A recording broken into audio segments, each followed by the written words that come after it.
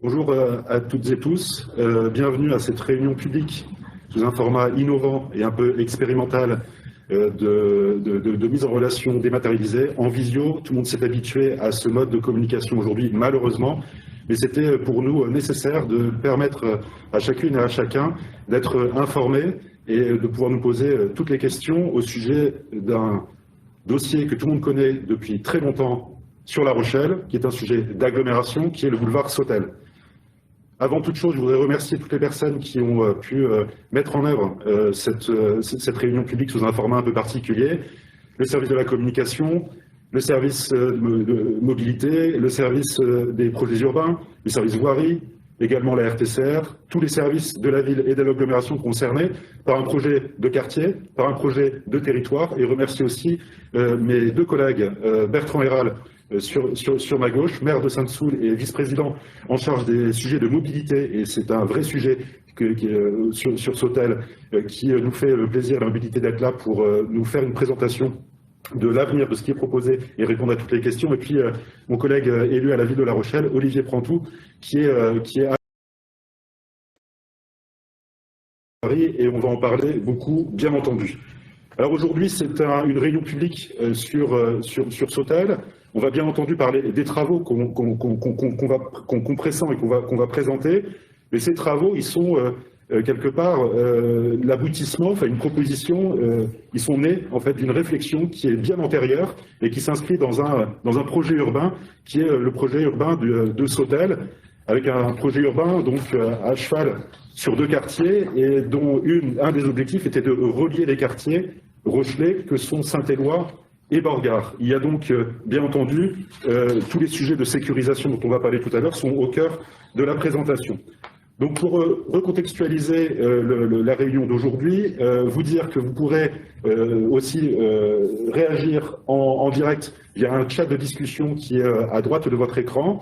On répondra aux questions, on les prendra au fur et à mesure, mais on y répondra après les différentes interventions, les différents intervenants. Trois intervenants en tout, et à l'issue de chaque temps, on pourra répondre à quelques questions. Et puis quand on aura fini la présentation qui globalement devrait s'étirer sur une petite heure, on reprendra toutes les questions que vous voudrez poser suite à ce qu'on va vous présenter. Alors ce qu'on présente, c'est un projet urbain, bien entendu, et qui, avec un retour sur la concertation et les enjeux de requalification dont on va vous parler, une concertation qui s'est étirée sur 2 années, depuis janvier, depuis 2018 jusqu'à 2020, 2 années de concertation, mais en réalité 20 ans de réflexion sur ce sujet Sautel.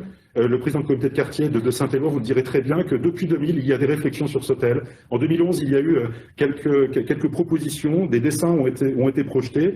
On a repris tout ça en 2018 pour lancer la concertation, parce qu'il était absolument nécessaire d'avancer et d'accélérer le rythme de la requalification de Sautel par rapport aux enjeux d'apaisement et de vie de quartier, mais aussi un enjeu de territoire, parce que c'est la principale entrée de ville de l'agglomération avec 36 000 véhicules par jour. Donc une concertation qui a été menée tambour battant sur 2 années, avec plusieurs ateliers, dont vous voyez les dates, avec à chaque fois des sujets différents, des sujets thématiques qui ont commencé par un diagnostic en marchant. On a procédé aussi à un micro-trottoir pour recueillir la température des lieux par les gens qui le fréquentaient, donc à pied, à échelle humaine, à échelle du piéton. Des ateliers de partage du diagnostic ensuite, avec tous les enjeux qui avaient été diagnostiqués suite à ces sondages et à ces diagnostics en marchant. Et puis des ateliers donc thématiques qui étaient là pour réfléchir, thème par thème, sujet par sujet, à tout ce qui faisait le projet urbain, les mobilités, les équipements publics, la place du piéton, la place du cycliste, la place de la voiture, la place des commerces, etc., etc. Donc tout un tas d'ateliers qui ont été menés, qui ont donné lieu à une première restitution en ligne, et avec une enquête en ligne. Ce sont en tout plus de 700 personnes qui ont participé à cette réflexion dont on va vous présenter donc les résultats, et c'est l'objet de la présentation d'aujourd'hui. des réunions de restitution, et puis qui ont donné lieu à la modification de ce qu'on appelle un plan guide. Un plan guide, c'est quoi? C'est sur un secteur, un territoire. C'est qu'est-ce qu'on attend? Comme le nom l'indique, c'est un plan qui va guider les travaux, les aménagements, l'emplacement des équipements publics, l'emplacement des commerces, l'habitat, la qualité de l'habitat, le positionnement des futurs logements, etc., etc., la relation avec les logements existants également. Donc, tout ça, tout ce que je vous dis là, en quelques mots dressés, a donné lieu à une image. Vous avez le projet, Boulevard Sautel que l'on connaît en 2021, c'est à gauche de votre écran. Et voilà, à droite, c'est l'image projetée, la photographie qui synthétise un peu, qui résume en quelque sorte toute la concertation qui a été menée ces 2 dernières années. Alors, les images ont tendance à cristalliser un petit peu ce qu'on attend, le devenir d'un projet. C'est une image qui va illustrer. Alors, elle n'est pas si fictive que ça, puisqu'il y a déjà des immeubles qui sont repris dans ce dessin-là, mais on voit bien qu'on est sur un boulevard urbain et plus comme une autoroute dans la ville. On est vraiment sur un boulevard urbain qui restera une entrée de ville très importante, mais un endroit où on peut vivre, un endroit où on peut se déplacer à vélo, à pied, où on trouvera des commerces de proximité, du stationnement pour ces commerces, etc., etc. Donc quatre grands enjeux sont sortis de cette concertation. Un boulevard donc planté et sécurisé, hein, si vous voyez quelques dessins de principe. Planté parce que déjà c'est une ancienne nationale, le boulevard Sautel, qui en son temps, il y a plusieurs dizaines d'années, avait des arbres qui ont disparu depuis. Donc il s'agit pas nécessairement de remettre les mêmes tels qu'ils étaient avant, mais de ramener de la nature tout simplement dans ce projet urbain, de ramener de la nature et dans un endroit qui est très traversé par des véhicules. C'est donc une façon aussi d'apaiser le cadre de vie avec un double alignement d'arbres de part et d'autre qui vont relier depuis le Puy-de-Bourreau jusqu'à la Patte-d'Oie. Planté et sécurisé avec des franchissements. Toute la réflexion était de comment on arrive à franchir ce boulevard, comment on arrive à transformer une autoroute dans la ville en un boulevard urbain qui n'est plus une frontière entre 2 quartiers, mais qui fait quartier. Le deuxième enjeu, c'était bien entendu une identité architecturale. C'est pourquoi les permis de construire ont été gelés pendant plus de 2 ans pour le temps de la réflexion, pour éviter que le boulevard Sautel se transforme en une succession de projets immobiliers. L'idée, c'était que ces projets immobiliers s'inscrivent dans un quartier véritablement, et tout ce qui fait quartier. Et bien sûr, un quartier, c'est forcément un quartier habité, et donc se pose la question de l'architecture, de la qualité des logements. Et sur l'architecture, ce qui est ressorti, c'était 2 choses. La première, c'est une identité architecturale rochelaise, qu'on trouve sur Sautel, des choses qui ressemblent à La Rochelle et qu'on ne trouverait pas n'importe où en France et ailleurs. Et puis un autre enjeu qu'on retrouvera en enjeu 4, qui était des transitions d'échelle maîtrisées. Merci, des transitions d'échelle maîtrisées, c'est-à-dire qu'à la fois c'est la qualité du logement neuf, mais c'est aussi une forme d'urbanisme de courtoisie qui vient s'inscrire dans un contexte rocher, dans un tissu urbain où il y a déjà des logements existants. Donc c'était comment ces logements neufs d'architecture rochelaise pouvaient s'insérer dans une architecture, dans un logement déjà existant. Et puis bien sûr l'enjeu 3, merci Alexandre de revenir à la slide précédente. L'enjeu 3, c'est Sautel, c'est une adresse économique. Il y a donc une vocation économique, c'est donc conforter tous les commerces de proximité qui existent déjà, y apporter aussi bientôt des clients de proximité avec des nouveaux logements, mais c'est évident que la vocation économique du boulevard Sautel doit demeurer avec des capacités d'accès piétons, cyclistes et par d'autres moyens, la voiture, d'accès à ces commerces.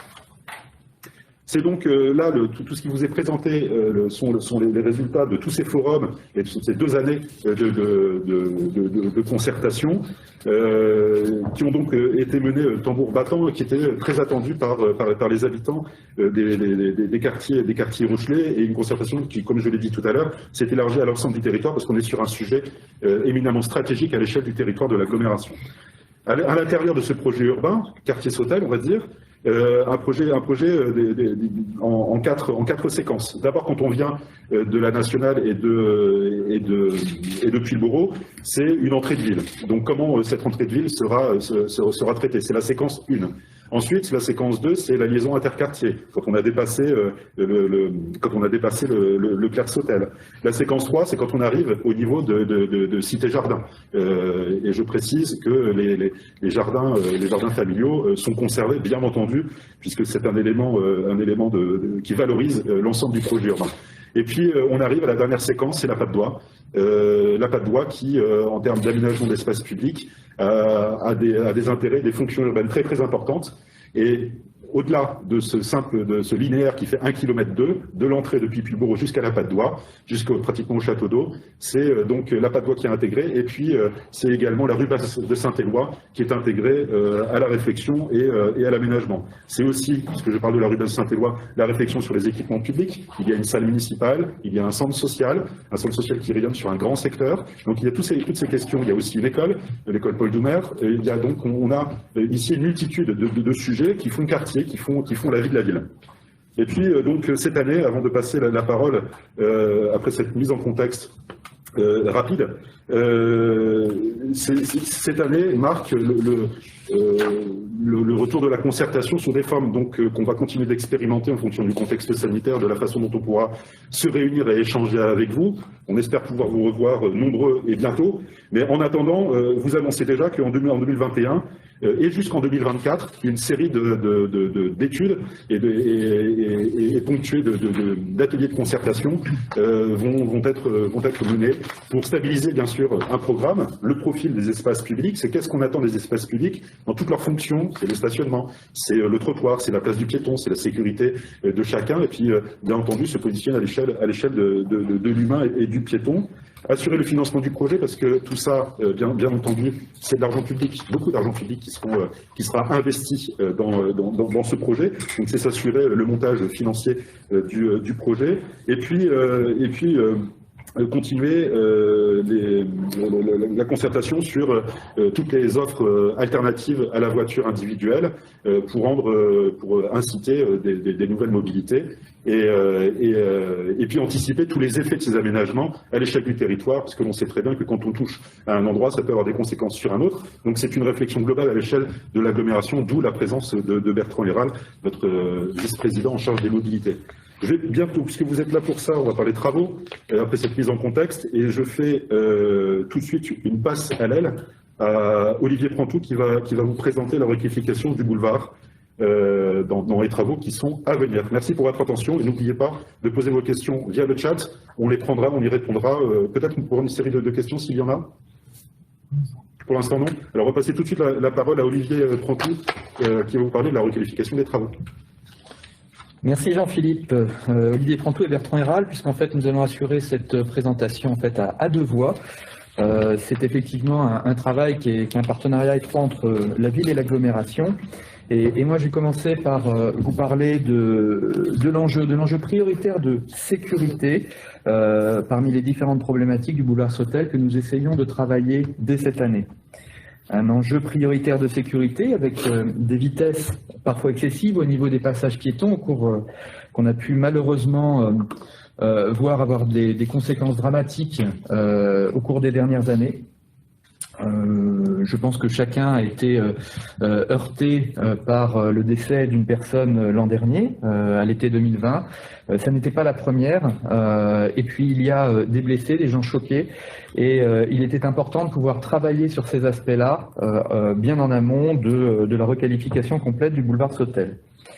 Les enjeux, c'est des enjeux de visibilité. Alors, c'est une question, en fait, il y avait déjà un travail qui avait été entamé, en fait, pour permettre aux automobilistes de mieux voir les piétons qui traverseraient et dans la mesure du possible, d'éviter ces traversées, en fait, en dehors des clous, au sens propre comme figuré.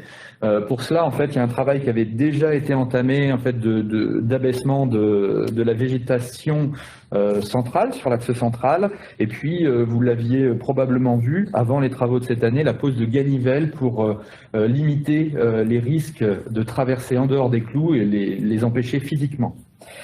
Des traversées donc en dehors des passages aménagés, c'est véritablement un souci sur lequel en fait on a travaillé et à la suite duquel en fait il fallait travailler sur les risques liés à la vitesse, liés au manque de visibilité du fait qu'il y ait 2 fois 2 voies.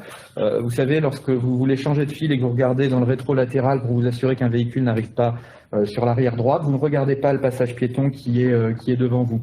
De même manière, en fait, lorsque vous freinez, même si vous n'allez pas trop vite à l'approche d'un passage protégé, il est très probable que le second véhicule sur l'autre fil ne puisse voir le piéton qui a entamé sa traversée.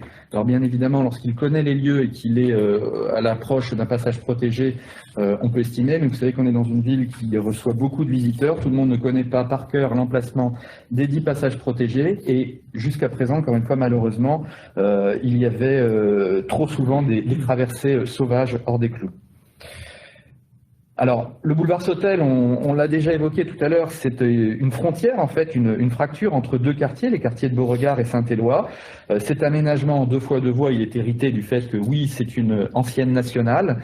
C'est un profil, en fait, qui, au gré des habitudes de transport qu'on a eu au cours des 40-50 dernières années, est un profil quasi autoroutier dans la ville, et c'est un espace donc à reconquérir. Pour traverser cette frontière, jusqu'à présent, on comptait 10 traversées piétonnes réparties sur un linéaire de 1200 mètres. Le boulevard de la Patte d'Oie à Puylleborough fait 1200 mètres de long.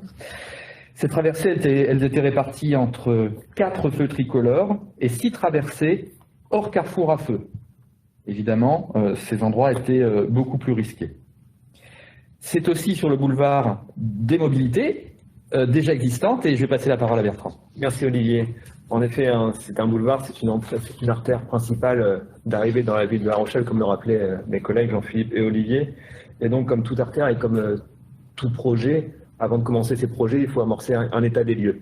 Cet état des lieux, il a été commencé par une concertation, comme le rappelait, entre 2018 et 2020. Une concertation qui a permis de définir les problèmes rencontrés et potentiellement amorcer des solutions. Et dans l'état des lieux également, il faut prendre en compte les alternatives qui existent et l'offre existante, parallèle à la voiture. L'offre existante parallèle à la voiture, elle s'est nettement améliorée à partir de 2017. En 2017, le nouveau réseau de bus a apporté des lignes à haut niveau de service. Qu'est-ce qu'une ligne de bus à haut niveau de service? C'est une ligne avec une fréquence importante et donc un service important. Cette ligne, c'est la ligne numéro 4. C'est une ligne stratégique parce qu'elle s'adresse à tous les concitoyens finalement de l'agglomération. Pourquoi? C'est une ligne qui commence au parking relais de Beaulieu, qui traverse la ville de La Rochelle, centre-ville, gare, hôpital, et qui va jusqu'au Minime, jusqu'à la plage des Minimes. Donc on voit bien cette artère qui s'adresse à la fois à des salariés, au travers du parc commercial de Beaulieu, à des usagers également, qui s'adresse également aux personnes qui viennent en amont du territoire, de toute le Nice, ou de la 2e et de la 3e couronne sur la partie est, qui peut s'arrêter sur le parc commercial de Beaulieu et profiter de cette ligne de bus, la numéro 4.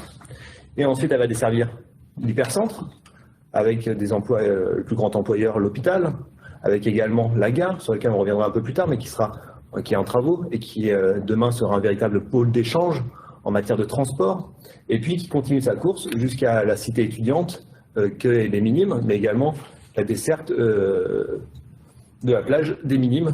Donc une ligne touristique, une ligne du quotidien, avec un niveau de service important toutes les 15 minutes. Et donc cette ligne, elle transite sur le boulevard Sautel en particulier. Et donc la question qu'il faut se poser, c'est qu'à partir du moment où vous mettez une ligne de bus, quel est l'intérêt de la prendre? Pourquoi je changerais mes habitudes? Il faut que le bus soit plus performant qu'une voiture.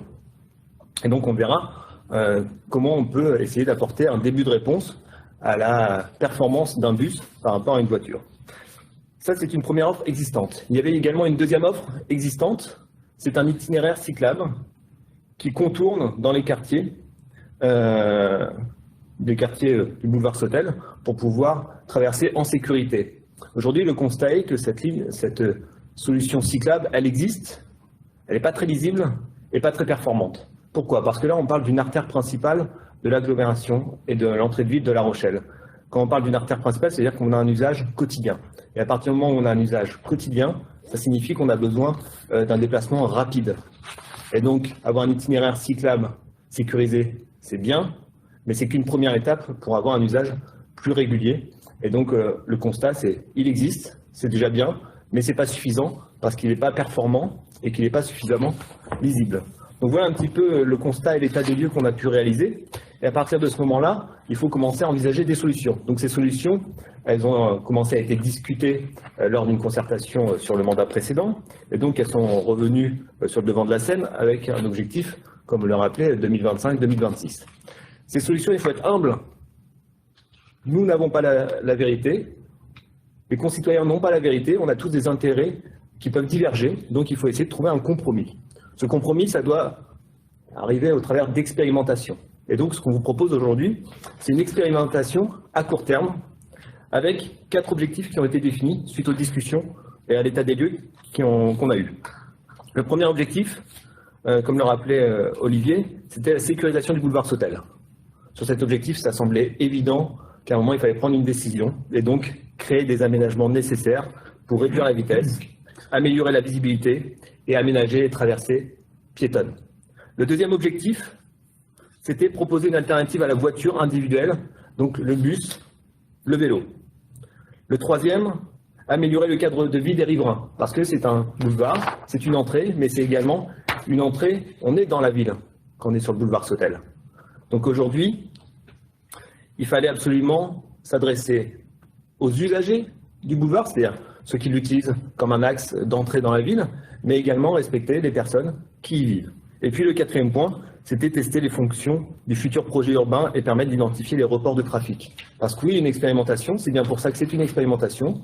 Il y aura des mesures à mettre en place pour évaluer l'impact de ces décisions. Et je laisse Olivier détailler la partie sécurisation. Merci. Alors, sécuriser les traversées piétonnes. La sécurisation des traversées piétonnes, déjà, ça a consisté au cours de l'année écoulée à identifier les besoins complémentaires et en réalité, il y a un endroit, un flux qui n'était pas couvert, qui est au droit de l'hypermarché Leclerc, au droit du garage Renault qui est en face. Et donc, on a la création d'une nouvelle traversée piétonne portant à 11 le nombre de traversées sur l'axe. Grosso modo, donc ça fait une traversée tous les 120 mètres à peu près. Si vous avez un gros écart entre deux traversées, c'est sûr que vous créez les conditions du risque de traverser, encore une fois, en dehors des clous. 5 de ces 11 traversées seront protégées par des plateaux surélevés. Je précise bien des plateaux surélevés. C'est une technique sur laquelle en fait, on reçoit de nombreuses questions. Ce ne sont pas des ralentisseurs, ce sont des plateaux. La vitesse d'ensemble du boulevard, elle, va être ramenée à la limite de 30 km/h. Alors cette question aussi suscite beaucoup d'interrogations. On aura l'occasion, j'espère, en fait, de le traiter dans les réponses. Sachez qu'en dehors de quelques traversées extrêmement rapides et nocturnes, la réalité, c'est que la vitesse moyenne de ce boulevard est de 35-38 km/h à l'heure actuelle. Donc ça ne constitue pas une baisse drastique, une réduction drastique en fait en vitesse d'entrée. Également, parce que nous ne sommes pas sans ignorer en fait les temps d'attente que peuvent ressentir ou subir les gens qui entrent dans La Rochelle. Le plus gros de la perte de temps ressentie est en fait en réalité sur la Nationale 11, de l'autre côté de ligne de feu. À cet égard, en fait, le travail sur Sautel ne changera pas grand-chose. Les travaux, c'est également des refuges élargis au niveau de l'îlot central pour permettre des traversées, en fait, un peu selon le modèle, vous les aviez déjà connus sur le boulevard de Cognehors, qui permettent, en fait, via une chicane, d'éviter, par exemple, que des enfants ne courent et ne traversent les deux sens de circulation en une seule fois, et puissent véritablement, en fait, y rester et s'y mettre en sécurité le temps de traverser la seconde partie du boulevard. La mise en place des barrières de type Ganivelle, qui en fait en réalité a été la première mesure mise en œuvre dès l'automne ou la fin de l'été 2020. Et enfin, une modification de la programmation des feux tricolores pour casser la vitesse des véhicules entrants avec des feux qui passent automatiquement en rouge la nuit au gré du non-respect de la vitesse sur le boulevard. Bertrand, une autre phase également, on va parler de la redistribution. En effet, la deuxième phase consiste à redistribuer les voies de circulation. Aujourd'hui, le profil du boulevard Sautel était un profil plutôt de type national, une ancienne nationale. Donc on retrouvait ces 2 fois 2 voies. Mais ces 2 fois 2 voies, en fait, elles étaient quand même polluées régulièrement par les tournes à gauche qui, de toute façon, faisaient qu'en réalité, on tournait sur une voie de façon très régulière parce qu'on avait souvent une obligation de se rabattre sur la voie restante pour organiser ces tournes à gauche. Un deuxième constat également, c'est qu'avec les travaux qui ont lieu depuis de nombreuses années, une voie était régulièrement supprimée pour la mise en œuvre de ces travaux. Et donc l'idée, c'était de se dire, finalement, le boulevard Sautel a pu fonctionner avec une seule voie de circulation, du fait des différents tournes à gauche qui ont lieu, du fait des différents travaux qui ont eu lieu. Et donc, est-ce que ce n'est pas le moment d'expérimenter justement la possibilité d'avoir une voie dédiée aux véhicules, aux voitures, et une seconde voie dédiée aux modes alternatifs. Les modes alternatifs qui ont été identifiés, ils sont de 2 types. C'est évidemment le bus et le vélo. Alors, ça pourrait paraître relativement étrange de mettre en œuvre des bus et des vélos. On est sur des objets de 15 tonnes avec des objets de 100 kg, donc la cohabitation peut sembler hasardeuse.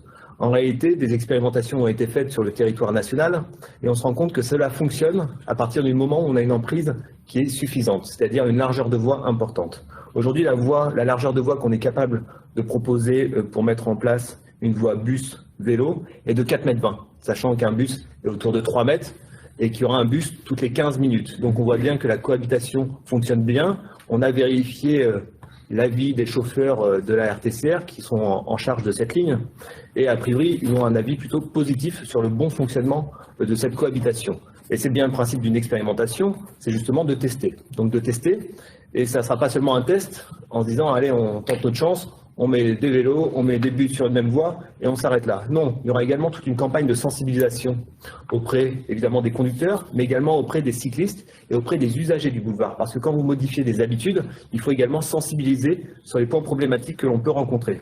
Donc voilà un petit peu la redistribution, c'est-à-dire offrir une meilleure accessibilité au bus et donc une meilleure performance du bus pour arriver vers la ville-centre ou pour aller vers les minimes. Parce que je rappelle, la ligne 4, c'est Beaulieu, La Rochelle-Centre, les minimes, donc une meilleure performance puisqu'elle aura une voie dédiée, mais également aux cyclistes, un itinéraire existant mais pas très performant. Donc là aujourd'hui un itinéraire performant, ligne droite, sécurisé, visible, qui permet de traverser ce kilomètre 2 en sécurité et ensuite de rejoindre les pistes provisoires qui avaient été mises en œuvre lors du premier confinement. Donc voilà les 2 solutions, l'alternative qui est proposée. Une voie pour les véhicules légers, pour les poids lourds, et une voie réservée bus cycliste. Et donc l'impact qu'on imagine sera relativement faible sur la circulation, pour la simple et bonne raison que les différents tours à gauche qui avaient lieu et différents travaux que le boulevard connaît et a connus montrent que de toute façon on était sur un boulevard qui était un faux boulevard de voie, qui était plutôt sur un boulevard 1, quelque chose. Ensuite, sur la projection concrète avec une image de synthèse. Qu'est-ce que ça peut donner? Alors j'en profite aussi pour faire la pub de nos nouveaux bus. Vous voyez les nouveaux bus Aptis, qui sont des bus 100% électriques, avec un confort qui est bien supérieur à ce que l'on a pu connaître. 100% électrique, c'est bon pour la qualité de l'air, c'est bon pour l'insertion dans une zone urbaine, parce que le bruit est réduit, et aujourd'hui le boulevard Sautel est une zone urbaine, donc c'est important également les nuisances sonores, donc bénéfique pour la qualité de l'air, bénéfique pour les nuisances sonores, et évidemment en termes d'émissions, c'est indiscutable, on est sur des émissions qui sont bien moins importantes. Et donc aujourd'hui cette ligne, il y aura 4 bus électriques qui circuleront. Pour alimenter cette ligne, il nous faudra 8 bus, et donc on sera sûrement en phase d'acquisition de 4 bus supplémentaires pour d'ici quelques mois ou quelques années avoir une ligne 100% électrique et donc correspondre à ce fonctionnement de cette ligne qui est une ligne urbaine, et donc dans une zone urbaine on doit faire attention à l'environnement sonore et à la qualité de l'air et à notre empreinte écologique. Ceci étant dit, sur nos bus Aptis, le profil, qu'est-ce que ça va donner? Sur la voie de droite, on retrouvera une voie d'emprise de 4,20 m. 4,20 m, c'est ce qui permettra la cohabitation entre un bus et un cycliste. Donc sur l'image à droite, on revoit bien notre bus et notre cycliste. Sur l'image sur la deuxième voie, on retrouvera nos véhicules légers. Et en même temps, le troisième objectif, la sécurisation des piétons, avec les plateaux qui ont été mis en œuvre et des zones refuge intermédiaires. Donc on voit ce nouveau fonctionnement et évidemment, quand il y aura des tournes à gauche qui continueront à perdurer, ces tournes à gauche, le véhicule, la voiture passagère, enfin la voiture légère, se réinsérera dans la voie bus à certains endroits. On retrouve ce fonctionnement sur l'avenue principale du parc d'exposition, on retrouve le même fonctionnement sur l'avenue du 11 novembre. Donc les artères de La Rochelle sont déjà sous ce format-là et aujourd'hui ça fonctionne plutôt bien.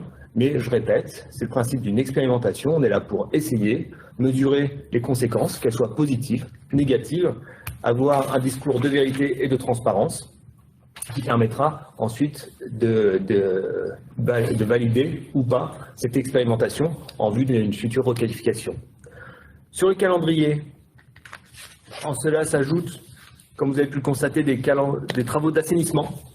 Évidemment, le boulevard est vieux, ancienne nationale, il a subi de nombreuses modifications en matière d'urbanisme, en matière de densification, et donc le réseau aujourd'hui était usagé. Et donc quand on commence à parler d'expérimentation ou de renouvellement de voies ou de requalification de voies, il est important de s'assurer que les réseaux, ceux qui ne se voient pas mais qui sont utiles au quotidien, fonctionnent plutôt bien. Et donc vous avez pu constater, finalement du 15 novembre au 30 janvier, il y a eu de nombreuses coupures qui ont été réalisées parce que les travaux d'assainissement sont en cours. Donc cette information, c'est plus informatif. Et vous allez avoir une seconde phase qui va s'étendre jusqu'au 7 mai. Mais il faut savoir qu'une grande partie de ces travaux se font sur le trottoir et donc ont un impact assez limité sur la circulation.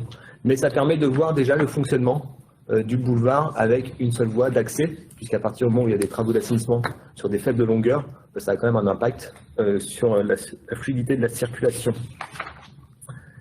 Je vais laisser reprendre Olivier sur le planning prévisionnel pour l'expérimentation, parce que la ville de La Rochelle, évidemment, contribue à la réalisation et à la mise en œuvre de ces travaux de sécurisation. Merci Bertrand.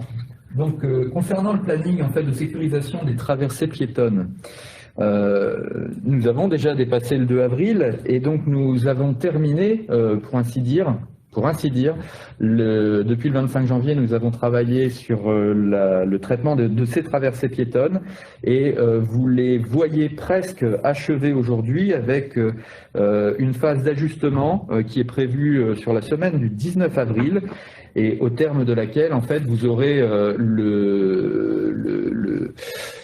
la partie roulante en fait du boulevard qui aura sa forme définitive. Il reste également au cours de la semaine du 19 avril, vous savez, à ajouter ce qu'on appelle les dalles podotactiles et de la résine au sol au niveau des traversées piétonnes, ces résines claires qui permettent de bien identifier visuellement les plateaux sécurisés. Ensuite, en avril-mai, nous allons procéder à l'effaçage des marquages actuels sur la deuxième moitié du mois d'avril, et puis procéder au marquage, cette fameuse distinction entre la voie de gauche de circulation générale et la voie de droite réservée donc aux bus, vélos. Et il est peut-être utile de le rappeler en fait également aux véhicules prioritaires, parce que j'ai déjà entendu que ça pouvait être une préoccupation d'un certain nombre de nos concitoyens. Évidemment, les véhicules prioritaires ont accès à cette voie. Et donc procéder à ces marquages de manière à ce que nous puissions mettre en service complètement l'expérimentation le 7 juin 2021. Bertrand ? Sur le bilan, comme je l'ai dit, c'est une expérimentation et il faut quand même avoir à l'esprit qu'il faut expérimenter et voir. C'est-à-dire que c'est pas du jour au lendemain qu'on se dit on a trouvé la solution, il va falloir être humble par rapport à ce que l'on propose et donc mesurer les conséquences de nos choix et de la proposition qui est faite. Sur la sécurisation, donc le bilan il portera sur 3 points. La sécurité des traversées piétonnes, sur les conditions de circulation et le report de trafic, c'est important, il faut parler de congestion. Le report de trafic, est-ce que finalement on ne repousse pas le problème dans des milieux encore plus urbains que le boulevard Sautel, avec des capacités de voirie qui sont bien moindres que celles du boulevard Sautel. Donc le but, ce n'est pas de reporter des problèmes ailleurs, et donc il faudra faire cette évaluation. Et puis le troisième point, la cohabitation des différents modes de déplacement. Est-ce que des voitures, des bus, des vélos, ça fonctionne bien, ensemble ou pas? Et donc, tout ce travail et tout ce bilan devra être pris en compte, bien sûr, dans le projet de requalification complète du boulevard Sautel. En complément de cette expérimentation, l'idée, c'est aussi de trouver des alternatives. Parce qu'en fait, l'objectif, on l'a dit, le boulevard Sautel, aujourd'hui, il est dans un milieu urbain. Et donc, À partir du moment où on est dans un milieu urbain avec des habitants à proximité, on ne peut pas continuer à avoir des trafics qui sont aussi importants. Et donc, il faut proposer des solutions. L'agglomération a engagé plusieurs travaux qui permettent de mettre en place des solutions alternatives. L'une d'entre elles, alors qui est portée par le département, c'est la prolongation de la RD9. Ça veut dire quoi? C'est-à-dire que finalement, tous les habitants de Sainte-Soule, de Vérines, de Launis, tous ceux qui viennent en amont de Dompierre, en amont de Chagnolet, pourront finalement, plutôt que d'aller sur le carrefour du Moulin des Justices et à l'entrée du boulevard Sautel, s'orienter sur la nouvelle route départementale qui est en cours. Cette route départementale, vous êtes sur la Nationale 11, vous sortez à Chagnolet, et de Chagnolet, vous pourrez aller à Bellecroix, et de Bellecroix, vous pourrez rejoindre Périgny. Donc finalement, ça fait un contournement urbain, et cette nouvelle voie elle sera livrée en fin d'année 2021. Donc ça sera une véritable alternative qui diminuera le flux d'entrée sur le boulevard Sautel. Donc il faut avoir l'esprit que fin 2021, une véritable alternative s'ouvre. Et l'avantage, c'est qu'on fait un report de trafic dans des zones qui ne sont pas urbanisées, donc qui n'ont pas de conséquences particulières pour des riverains. Et on améliore également la performance des trajets. Donc l'idée, c'est épargner des habitants pour reporter dans des zones non urbanisées des accès plus directs, parce que finalement, cette RD9, elle va alimenter l'un des très grands bassins d'emploi de l'agglomération, qui est la zone industrielle de Périgny. Donc, création de cette RD9. La deuxième alternative importante également, c'est l'avenue Simone Veil. L'avenue Simone Veil, qu'est-ce que c'est? Finalement, c'est une artère qui va devenir majeure pour l'avenir de l'agglomération et l'avenir de La Rochelle. L'avenue Simone Veil, elle sera livrée en fin d'année 2021 également. Vous avez pu voir les différents tronçons se réaliser. Comment on y accède et où elle nous conduit. Elle nous permet d'y accéder sur la rocade. On sort à Côte-Maille. Et donc de Côte-Maille, vous pourrez directement aller à la gare, à l'hôpital, sans aucune difficulté, avec un boulevard qui n'est pas en zone urbaine, qui permet d'être raccordé au boulevard Jean Moulin, et donc d'arriver sur le futur pôle d'échange multimodal. C'est ça la cohérence d'un projet aussi, c'est RD9, moins de trafic en amont du boulevard Sautel, donc diminuer le flux sur le boulevard Sautel. Deuxième alternative, c'est un deuxième boulevard périurbain qui est Simone Veil, avenue Jean Moulin, où là, à nouveau, on est plus sur un profil de boulevard, sans créer de contraintes particulières sur les riverains ou sur des habitations. Et tout cela connecté, ce boulevard Simone Veil et l'avenue Jean Moulin, avec le pôle d'échange multimodal. Le pôle d'échange multimodal, vous allez me dire, oui, mais c'est la gare, c'est juste la réhabilitation de la gare. Non, le pôle d'échange multimodal, ce n'est pas une simple réhabilitation de la gare, c'est la mise en œuvre de la passerelle. Et cette passerelle, c'est un élément essentiel parce que ça fait que pour accéder à la gare, vous n'avez plus besoin de passer par l'hypercentre, comme on l'a connu. Vous pourrez directement arriver par le parc des expositions. Donc cet itinéraire, c'est un itinéraire qui est connu, que l'on maîtrise, avec des boulevards qui sont bien identifiés. Et donc c'est une véritable alternative aussi à l'accès à cet outil qui sera le pôle d'échange multimodal, où on retrouvera à la place évidemment des lignes TER sur lesquelles on fait un travail important avec la région pour pouvoir le développer. C'est également retrouver de l'autopartage, du stationnement. Donc c'est changer ses habitudes. Et donc en effet, changer ses habitudes, ça va demander un petit temps d'effort, mais d'ici fin 2021, plusieurs alternatives sérieuses et crédibles vont exister. Voilà un petit peu ce que je vais vous dire. Ce que je vous propose, c'est de passer à vos questions parce que le but, c'est de vous écouter. On est là pour vous écouter, on est là pour répondre à vos préoccupations et c'est ça bien le plus important.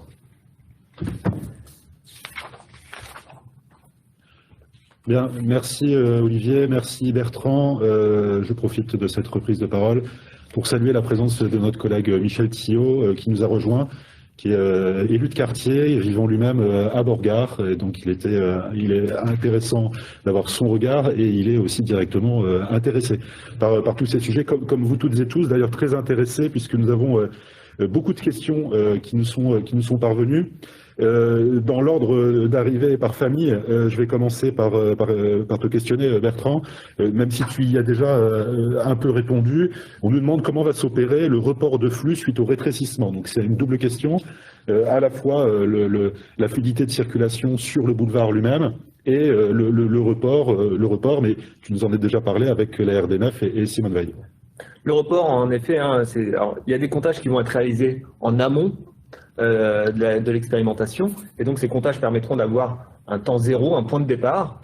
Et ensuite, une fois l'expérimentation lancée, on mettra en place des comptages pour voir où se situent les différents reports.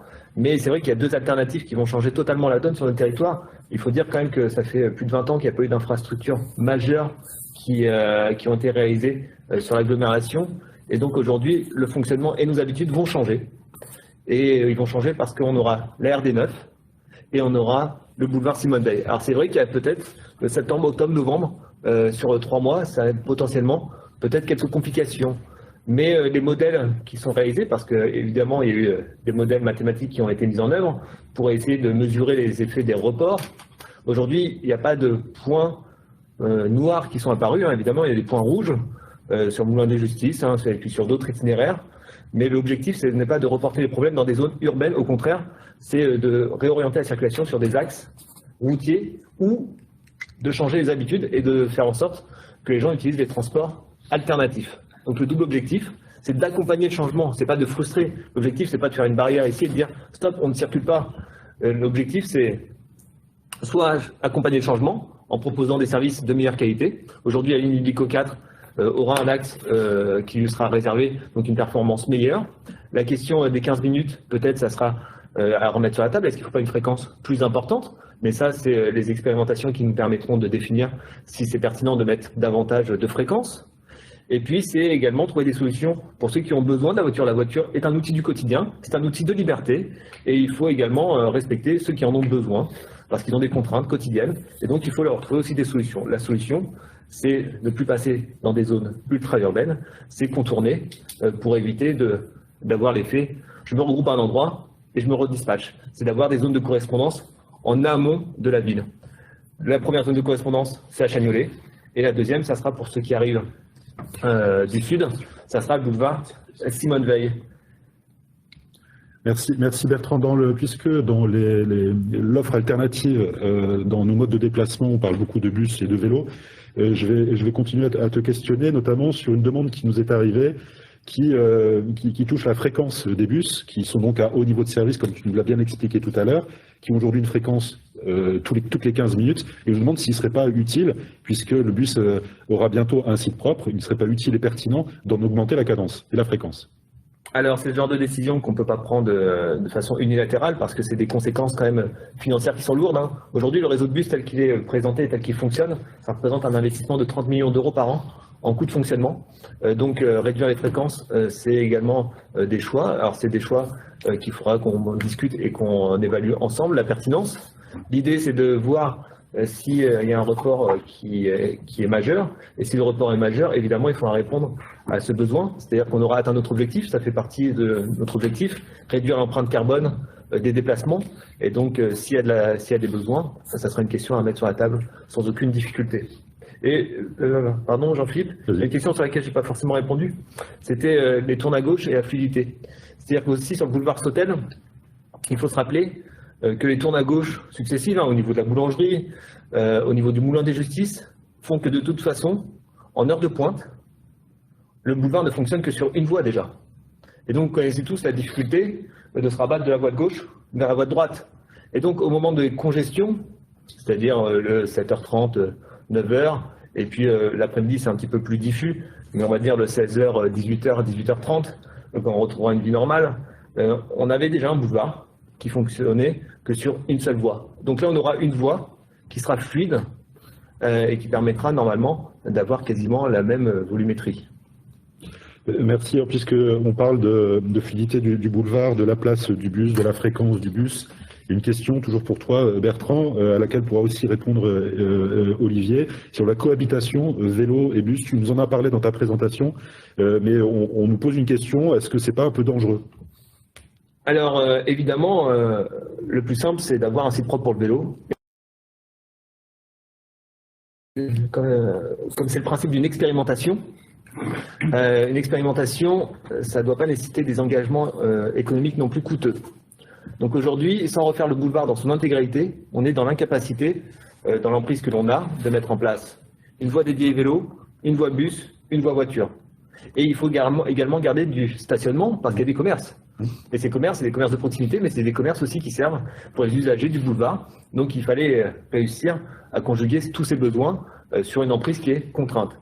Et donc l'alternative qui a été proposée, en partant sur des expérimentations qui ont eu lieu sur d'autres territoires, c'était de mettre en place sur une voie de 4,20 m, bus, vélo. Je rappelle, un bus, c'est 3 mètres.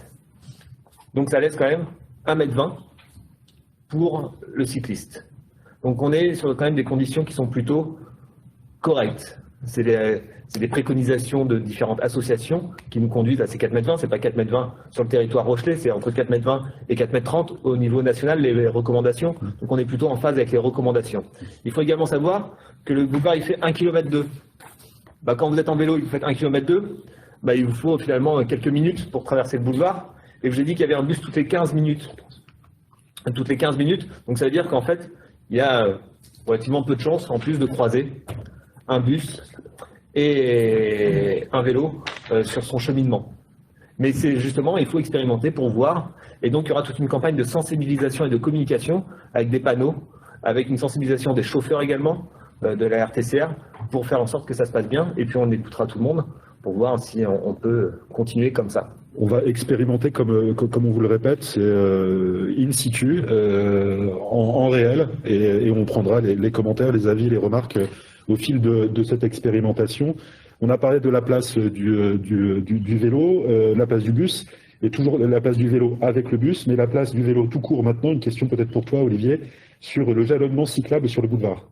Oui, alors, pour compléter sur la cohabitation des vélos et des bus, en fait, l'expérience, elle existe maintenant depuis plus de 20 ans dans un certain nombre de villes autrement plus denses que la nôtre, et au niveau et à la fréquence de bus, comme le disait Bertrand, autrement plus importante aussi. Il y a un élément en fait qu'il faut savoir aujourd'hui, c'est que, je vais y faire référence après, oui, il existe un itinéraire sécurisé, parallèle, et plus sinueux, le long du côté de Beauregard. Donc cet itinéraire, en fait, il est bien évidemment recommandé avec des enfants de le prendre, mais on voit apparaître et se multiplier les usages du vélo électrique, du vélo cargo, et nous souhaitons continuer à développer ces aspects-là. Et quand vous prenez en clair du vélo assistance électrique avec une remorque, avec du transport de charge, etc. Vous déplacez une masse qui parfois va faire 150, 180 kg chargés, vous roulez en fait à 20-25 km/h. Il est bien évident en fait que vous avez autant, voire plus en termes de sécurité, de cohabitation avec les vélos vulnérables ou les piétons, beaucoup plus votre place avec une insertion dans la circulation générale ou idéalement dans une voie de bus élargie sur lequel le partage est tout à fait possible. En réalité, en fait, on a déjà une petite expérience à La Rochelle, le quai Louis Ier, le long de l'Encan, est ouvert au vélo, et les gens en fait ne s'en rendent même pas compte parce que c'est tellement évident, ça fonctionne tellement bien qu'en fait, oui, parfois ils doublent un bus ou le bus les double. Il est toujours, en termes de recommandations, bien évidemment, mieux d'attendre que le bus redémarre. Mais on voit que ça fonctionne très bien. Ce qui est différent, pour pas être non plus en mode bisounours, comme on dit parfois, c'est que là, on a une densité de trafic avec les véhicules légers sur la gauche et ponctuellement des tournes à droite, par exemple, qui feront qu'il y aura, si on est sur la rue des Géraniums, par exemple, au droit de la boulangerie, on peut imaginer en fait qu'il y aura un besoin de prudence accrue pour les automobilistes qui voudraient, sortant de La Rochelle, en fait, dans le sens sortie, tourner à droite sur la rue des Géraniums, être prudent quant au fait qu'il y ait vous avez déjà attention avant en fait, un vélo ou un bus qui arrive sur leur arrière droite. Sur le jalonnement cyclable le long, il va continuer d'exister, mais bien évidemment, en fait, on va avoir, on a des travaux, il y a un vaste chantier qui n'est pas qu'à La Rochelle, qui est au niveau de l'agglo pour renforcer ces jalonnements cyclables avec des points de repère et faire en sorte que les Rochelais, parce qu'on parle beaucoup souvent de l'accessibilité de la ville aux habitants des communes proches de La Rochelle, eh bien ça existe aussi, c'est aussi une vérité dans l'autre sens. Il faut savoir qu'en fait, nombre de nos concitoyens rochelais ont le réflexe pour aller à Beaulieu, par exemple, de prendre leur automobile quand ils habitent à l'intérieur de La Rochelle, alors que pourtant, c'est juste à côté, et beaucoup trop de personnes ignorent la facilité qu'il peut y avoir à rejoindre la zone de Beaulieu avec 3 traversées souterraines, qui sont, enfin 2 souterraines et une au bout du Moulin des Justices, qui fonctionnent très bien. Merci. En termes de jalonnement aussi, une idée du maire de La Rochelle, Jean-François Fontaine, de donner un nom à ces pistes cyclables, à ces circuits pour qu'on les repère un peu mieux, les dénommer? Peut-être que c'est aussi une solution pour bien les repérer. Alors oui, c'est une commande qu'on a tous entendue et sur laquelle on travaille doucement. Et on avance sur ce sujet, mais il est un peu prématuré de proposer des pistes. Ça peut faire l'objet de la concertation si vous donnez des noms à ces pistes cyclables. Une question, on a parlé donc du vélo, du bus, on en vient maintenant aussi aux piétons, et notamment la place des personnes à mobilité réduite. Savoir comment ce public qui est déjà par définition plus fragile, plus vulnérable, comment il est intégré dans le projet. Alors, dans ce projet, dans le projet au sens large, le projet sur 10 ans du boulevard Sautel, bien évidemment, la place des PMR, des publics vulnérables, des poussettes est prise en compte de manière à avoir à terme des trottoirs plus praticables. Dans le périmètre de l'expérimentation présente, encore une fois, comme Bertrand l'a évoqué, il faut entre guillemets, raison garder. On sait que toutes les concertations tendait vers le fait de dédier une voie en fait à de la circulation en site propre et d'avoir une file en circulation générale, d'avoir des traversées qui soient sécurisées. C'est ce que l'on fait aujourd'hui pour pouvoir expérimenter, avoir des retours avant de se lancer, dépenser des millions dans quelques années sans avoir eu ces résultats, ces comptages et les mesures d'impact. Donc, est-ce qu'aujourd'hui, en fait, quand on parle de la situation des PMR et des trottoirs, on a vocation à travailler dans le cadre des travaux présents sur l'intégralité des trottoirs? La réponse, elle est non. En revanche, les traversées sur des plateaux sécurisés, oui, vont considérablement aider les personnes à mobilité réduite à traverser le boulevard Sautel. Ce qui me fait, pour moi, une transition idéale pour bien décrire la différence, en fait, entre un ralentisseur et un plateau de traversée sécurisé. J'ai, via les réseaux sociaux... C'est une question que j'allais te poser, voilà. Olivier, justement. Beaucoup s'interrogent sur ces surrévélations. Tout à fait, tout à fait. En fait, en ce moment, il y a un gros buzz sur Internet autour de la question de la non-conformité de certains ralentisseurs, etc. La question, elle est pas sur la hauteur. Quand on fait des plateaux, là on parle de ralentisseurs quand il s'agit de ça. Quand on fait des plateaux, le but d'un plateau, c'est que la traversée, elle se situe en vue à plat du trottoir d'un côté au trottoir de l'autre côté. Donc bien évidemment, en termes d'accessibilité, ça veut dire que quand on est avec une poussette ou un fauteuil, on traverse beaucoup plus facilement. Ce plateau, une fois qu'il est surélevé sur toute sa largeur, quelle que soit la différence de niveau que ça représente par rapport à la chaussée, en fait, c'est pas tant le fait qu'il y ait 7 cm, 12 cm, etc. C'est la pente qui est importante. C'est la pente pour arriver sur ce plateau. Aujourd'hui, puisqu'on a 5 plateaux sécurisés dans chaque sens, on a donc 10 plateaux au total, on a ce qu'on appelle les rampants, les pentes, on en a donc 20 au total. Dans le calendrier, tout à l'heure, j'ai évoqué le fait qu'il y avait des ajustements en cours. Ces ajustements, en fait, il y a 4 rampants, peut-être 5, qui doivent faire l'objet d'ajustements, non pas pour une question de conformité, mais quand au niveau des bus, et pas des véhicules légers, mais des bus, particulièrement lorsque ce sont des bus articulés, même si ce ne sont pas les nouveaux Aptis, en fait, on a un besoin d'adoucissement de ces rampants. Une question aussi, c'est qu'en fait les gens, beaucoup de gens qui sont effrayés par ce qu'ils ont ressenti en fait en arrivant sur ces plateaux aujourd'hui, ont une expérience qui est une expérience donc de phase de travaux. Donc ces ajustements, ils sont tout à fait normaux. Ce qu'il faut savoir, c'est qu'en fait, c'est pas de l'horlogerie quand on place des plateaux sécurisés. Ce sont des ouvrages qui se retrouvent à subir des forces horizontales très très importantes, et qu'en fait, les décaissements, quand les gens parfois réagissent sur les réseaux sociaux en indiquant oui, mais c'est quoi ce trou énorme que l'on a fait? En fait, c'est ni plus ni moins que des fondations. Lorsque vous avez un plateau, continuellement, il est poussé en fait dans le sens de la circulation, et en fait, on commence par décaisser, on intègre un ouvrage qui se retrouve calé. Et ensuite, la pente, puisqu'on travaille en fait entre la hauteur de cet ouvrage et la chaussée préexistante, on vise au mieux, mais il y a des ajustements qui sont en cours et qui vont être faits donc au cours du mois d'avril. Merci Olivier pour ces réponses très très précises. Sur les réseaux, dans le chat, on nous alerte sur une crainte.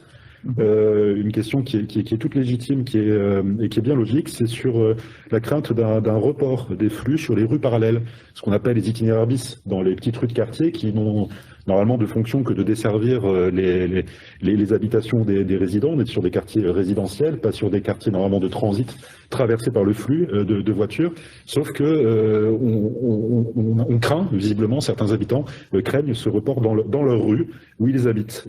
Donc on nous demande si elles vont devenir dangereuses et si on pense à les sécuriser. Oui, alors en ce qui concerne les reports, hein, je l'ai dit, il y a des modèles qui ont été faits, donc il y a des points de vigilance qui vont être faits. Alors, pour le mesurer, parce qu'on parle de crainte, il faut objectiver tout ça, elles sont légitimes, mais il faudra qu'on mette des chiffres derrière. Oui. Donc il y a un point zéro qui va être fait à partir du moment où on retrouve le fonctionnement normal, c'est-à-dire qu'on sort un petit peu de la situation sanitaire dans laquelle on fait une analyse des entrées, des sorties en fonction des heures. Sur le boulevard Sautel, mais pas seulement le boulevard Sautel, sur toutes les solutions, sur toutes les rues parallèles ou tous les itinéraires alternatifs qu'on a pu imaginer. Parce qu'on parle des rues de centre-ville, mais on peut également parler de certaines rues sur Pulboro, certaines rues sur Périgny également. Donc vraiment avec une perspective, une vision assez large et un périmètre très élargi de comptage. Une fois ce comptage réalisé, il faudra faire la même chose de façon répétée à différents moments de l'année sur les mêmes rues qui ont été identifiées, et donc on verra les progressions. S'il y a des progressions qui sont massives, évidemment qu'il faudra se poser la question, et ça rentrera dans le bilan de l'expérimentation. Est-ce que c'est pertinent? Est-ce que les conséquences sont plus importantes que les gains? C'est des vraies questions qu'il faut mettre sur la table. Il n'y a pas de tabou quand on fait des expérimentations. Est-ce que les conséquences, est-ce que le problème est bien plus important du fait de la mise en œuvre de cette expérimentation sur les voies annexes?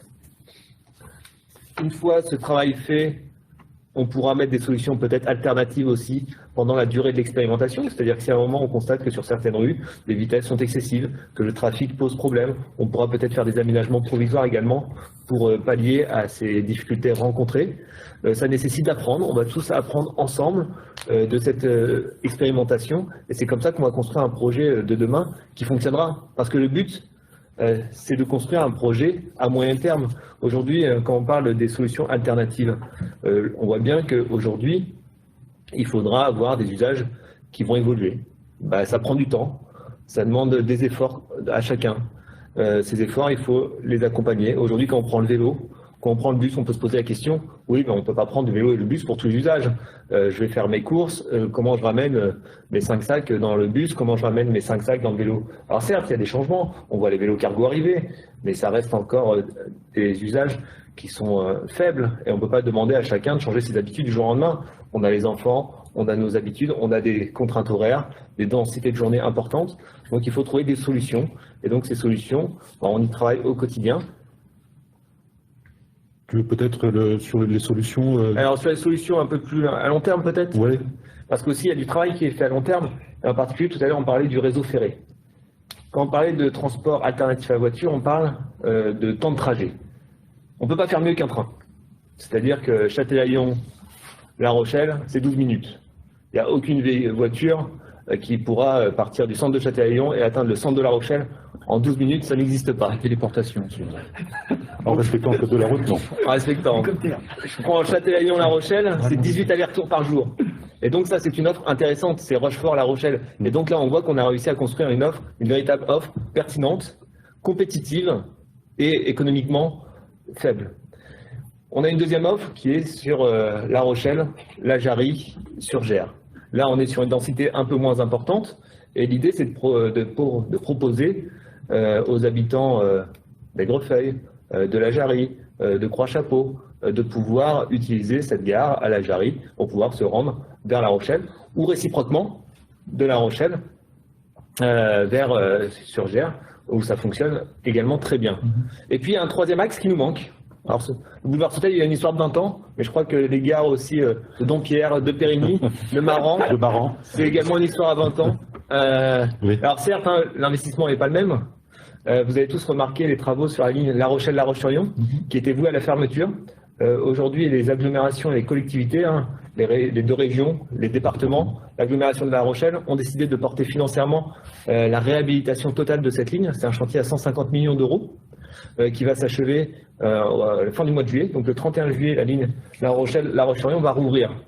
Mais aujourd'hui, on ne peut pas se contenter d'avoir investi des montants aussi importants pour la réouverture d'une ligne et avoir qu'un usage touristique tel que c'est le cas.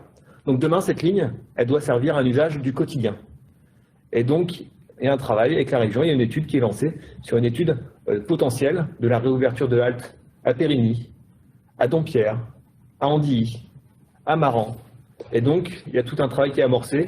Alors, quand on parle de travail sur le réseau ferré, il faut s'attendre à des délais qui sont longs. On est sur des périodes assez longues. On parle de 2025, 2026, 2027, la potentielle ouverture de haltes. Mais ce sont les études qui vont nous permettre d'affiner ces délais, ce qui correspond finalement avec la temporalité du projet urbain que t'évoquais, Jean-Philippe. Donc des solutions existent, à long terme aussi.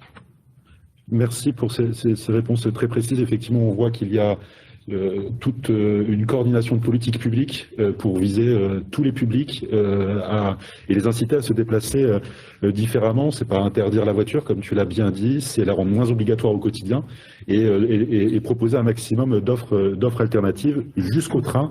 Et c'était bien de le rappeler.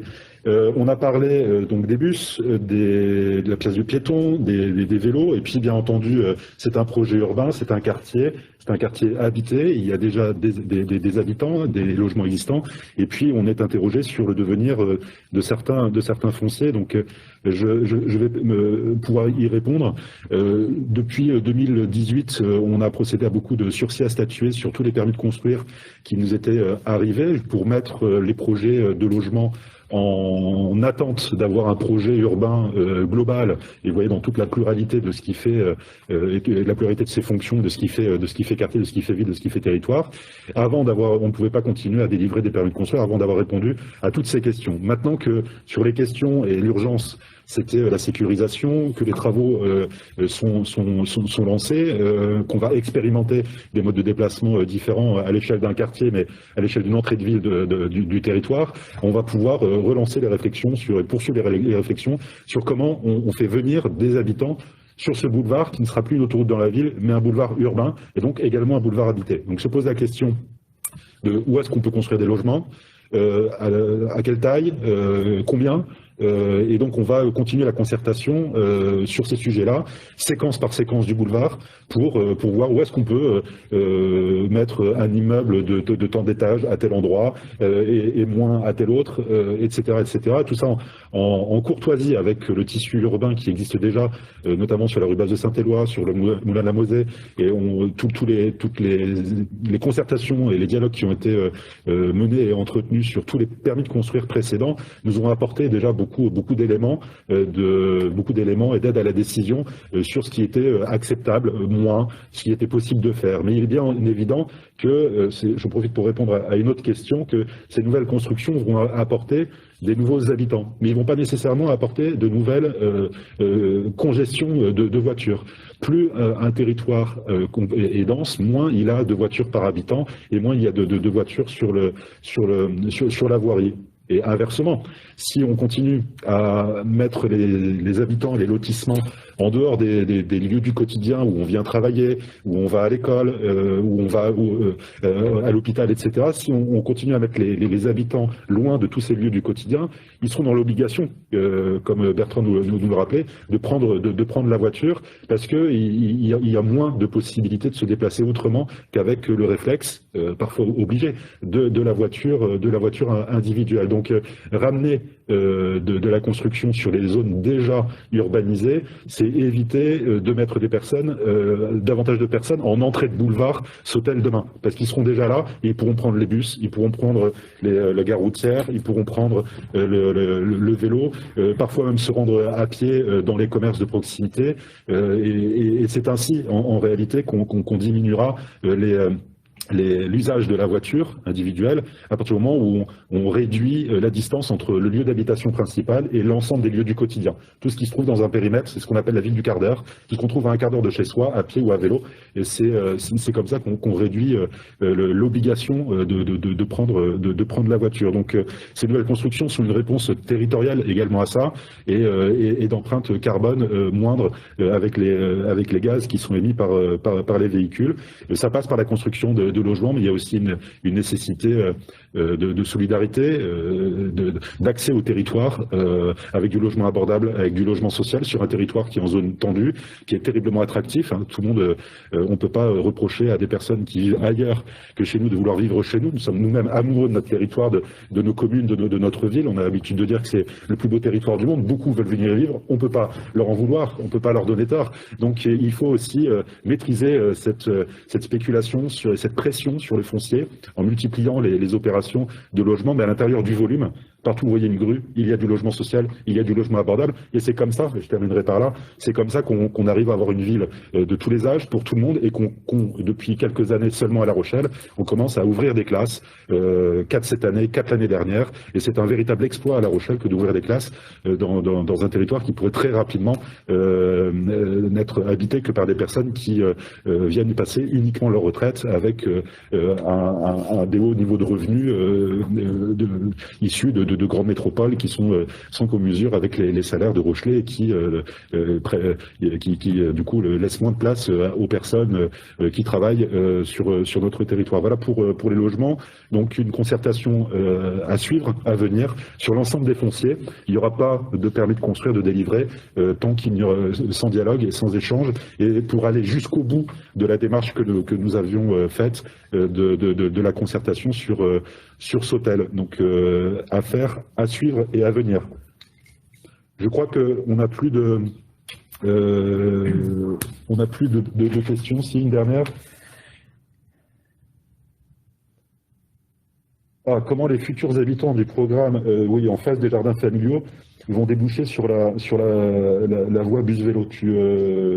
Tu veux répondre, tu vois le programme en face des jardins familiaux? Oui, alors pour moi, la réponse est la même que sur n'importe quelle sortie carrossable existante, parce que j'ai vu rapidement une question similaire tout à l'heure pour le centre Leclerc.